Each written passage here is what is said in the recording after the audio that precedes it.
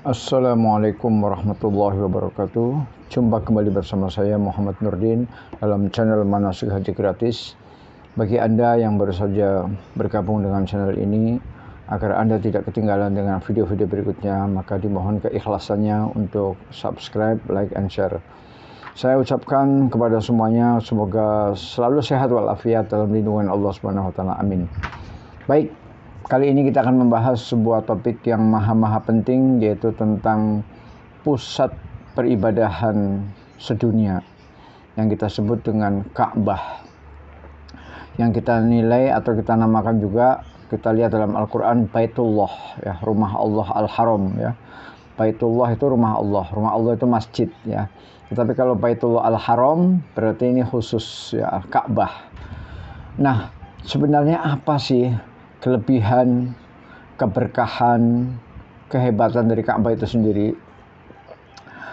Para pemirsa sekalian, tidak diragukan lagi bahwa Baitullah Al-Haram, ya, yakni Ka'bah, adalah rumah yang pertama kali dibangun oleh Allah Subhanahu wa taala untuk umat manusia, sebagai tempat untuk melaksanakan sholat, tawaf, haji, dan ibadah-ibadah lainnya, termasuk i'tikaf. Bahwasanya Allah Subhanahu wa taala menjadikannya sebagai sesuatu yang diberkahi, ya. Allah berfirman dalam surat Ali Imran 96, A'udzubillahi minasyaitonir rajim. Inna awwala baitin wudi'a lin-nasi lalladzi bi Bakkata mubarakan wa hudan lil alamin. Shadaqallahul azim. Artinya, sesungguhnya rumah yang mula-mula dibangun untuk tempat beribadah manusia ialah Baitullah yang di Bakkah. Bakkah itu adalah Mekah, yang diberkahi dan menjadi petunjuk bagi semua manusia. Jadi diberkahi dan menjadi petunjuk. Para ahli tafsir telah menjelaskan apa yang dimaksud dengan keberkahan Baitullah ini, atau sebab-sebab keberadaannya. Yang pertama, At-Tabari berkata, dikarenakan tawaf di sekeliling Ka'bah merupakan media pengampunan bagi dosa-dosa. Ini menurut keterangan dari mufassir yang bernama Imam At-Tabari. Mereka mengatakan bahwa kenapa Baitullah itu mengandung berkah atau sangat diberkahi, karena di dalamnya ada sebuah ibadah yang hanya dilakukan di situ, tidak ada di masjid lain di seluruh dunia, yaitu tawaf di sekeliling Ka'bah. Dan tawaf di sekeliling Ka'bah merupakan media pengampunan bagi dosa-dosa, ya. Pantasan kalau saya lihat, kalau hari-hari malam biasa itu orang-orang Arab itu sepi, ya. Tapi kalau pas malam Jumat, Masya Allah, Ka'bah lebih ramai dari hari-hari biasanya. Nah, itu mungkin bagi orang-orang Arab, ya, dan juga bagi orang-orang Timur Tengah, mereka berharap dengan ampunan Allah, ya. Barangkali sehari dua hari pernah bermaksiat, barangkali kemudian ingin diampuni Allah, maka mereka malam Jumat ke Ka'bah untuk melakukan tawaf. Itu yang pertama disampaikan oleh At-Tabari. Yang kedua, Al-Qurtubi. Imam Al-Qurtubi berkata, Allah menjadikannya sebagai sesuatu yang diberkahi karena berlipat gandanya amalan yang dilakukan di dalamnya. Keberkahan itu sendiri memiliki makna berlimpahnya kebaikan. Jadi salah satu makna daripada berkah adalah berlimpahnya kebaikan. Dan jelas sholat, serta para ulama mengkiaskan dengan ibadah-ibadah lain, itu nilainya sangat dilipat gandakan, ya. Sholat di Baitullah adalah 100.000 kali dibandingkan dengan sholat di masjid luar selain Baitullah dan selain Masjid Nabawi. Jadi keberkahannya berlimpah. Bahkan para ulama menyebutkan bahwa berlipat gandanya pahala itu bukan hanya sholat, tetapi juga kebaikan-kebaikan yang lain.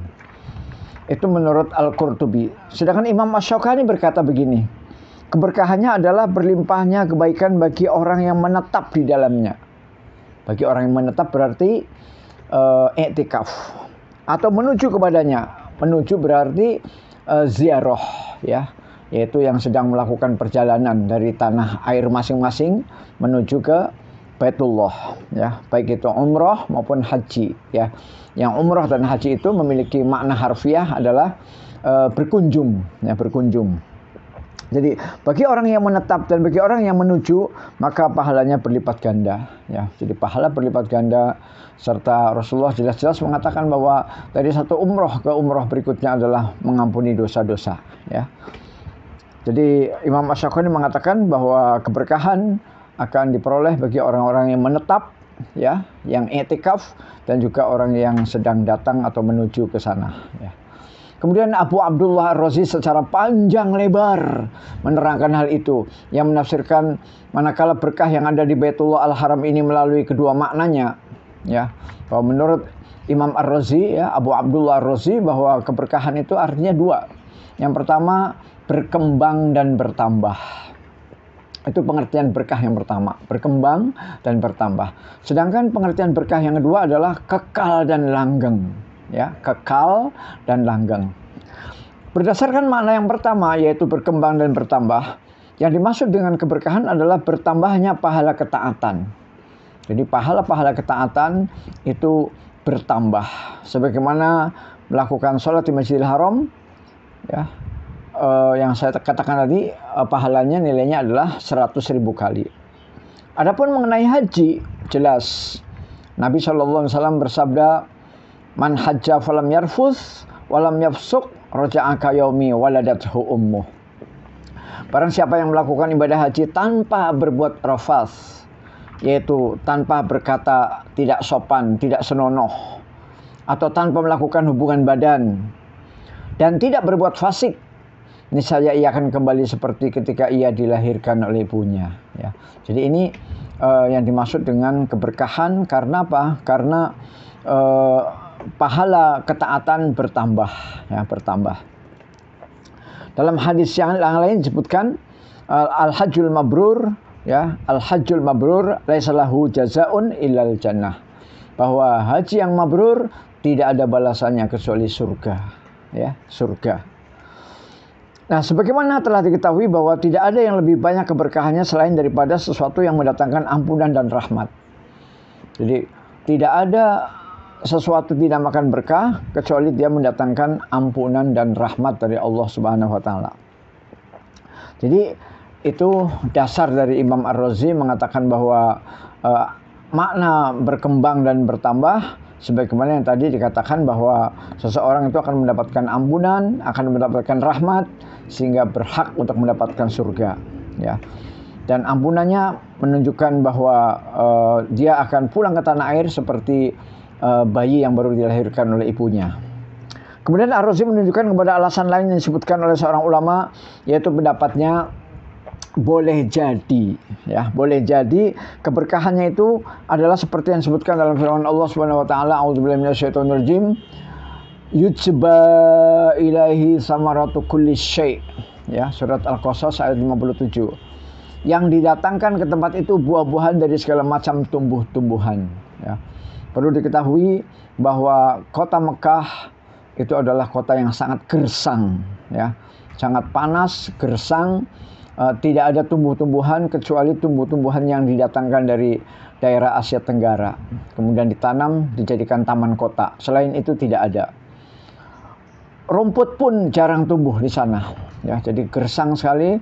Tetapi aneh bin ajaib, kota yang gersang, yang tidak ada pohon, biwadin ghairi dzi zar'ain, Allah menyebutkan dalam Al-Quran, lembah yang tanpa ada pepohonan, lembah yang tanpa ada tanaman satupun.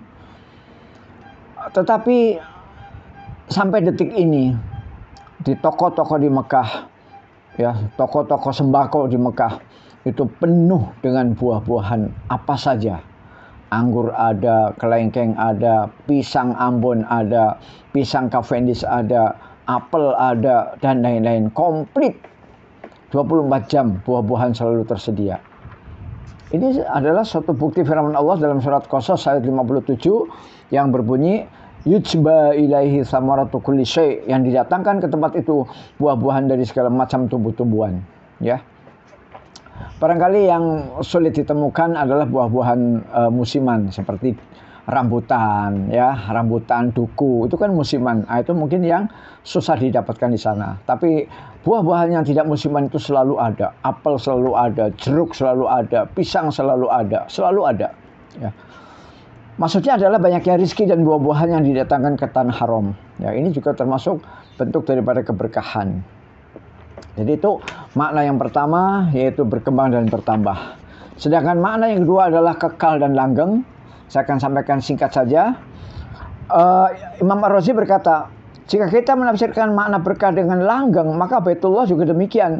Karena Ka'bah itu tidak lepas dari para jamaah yang melakukan tawaf, i'tikaf, dan sholat. Jadi di Baitullah Al-Haram, di Ka'bah, itu tidak pernah berhenti yang namanya tawaf, i'tikaf, dan sholat. Ya, tidak pernah berhenti, sambung menyambung. Ya, i'tikaf jalan terus, tawaf jalan terus, sholat juga jalan terus. Dan manusia seluruh dunia yang muslim itu akan senantiasa sholat sambung bersambung menghadap ke Ka'bah. Ya, kalau misalnya sekarang sholat zuhur di Mekah, maka setelah selesai sholat zuhur, maka di tempat lain baru mulai sholat zuhur, sambung lagi. Kemudian setelah selesai sholat zuhur pada negara yang kedua, negara yang berikutnya sholat zuhur juga. Jadi selalu bersambung. Sholat zuhur, sholat asar. Apabila selisih jamnya cukup banyak, maka mungkin di tempat lain sudah mulai sholat asar, di tempat lagi sudah mulai sholat maghrib, di tempat lain lagi di penjuru bumi ini sudah mulai sholat isya. Ya, jadi bisa jadi berbarengan antara zuhur, asar, maghrib, isya, tapi dari negara yang berbeda. Artinya apa? Artinya Ka'bah itu langgeng, dipakai terus untuk kiblat, dipakai terus untuk tawaf, dipakai terus untuk i'tikaf dan sholat. Subhanallah, inilah yang disebut dengan langgeng. Demikianlah keberkahan dari Ka'bah Baitullah Al-Haram. Mudah-mudahan kita rindu dan cinta untuk menghadirinya. Wassalamualaikum warahmatullahi wabarakatuh.